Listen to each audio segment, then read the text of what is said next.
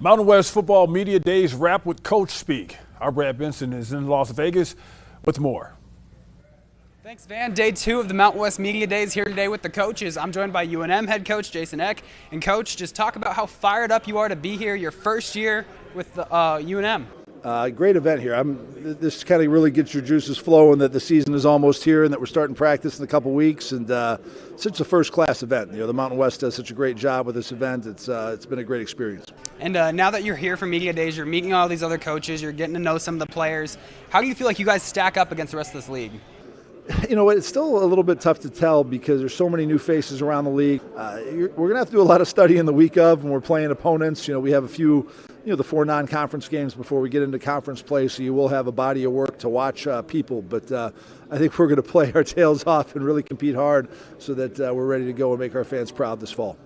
All right, you mentioned practice in a few weeks. We found out, this week that it looks like Jack Lane, he's going to be all right. He's going to be practicing in camp. Just talk about how he's progressing.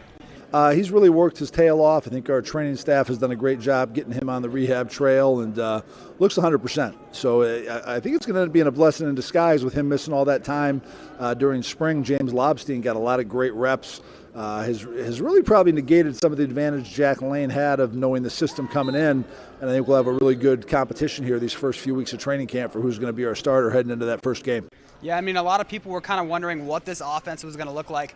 A lot of the other teams in this league don't know what it's going to look like. So how can you use that to your advantage? I think there definitely is some advantage that in your first year, especially early in the season. When you start playing teams later in the year, they have a lot of film to look at.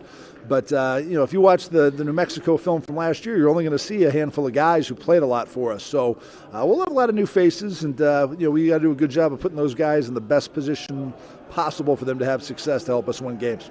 All right, well, Coach, thank you so much for your time. For Brad Benson and Coach Jason Eck, Van, back to you.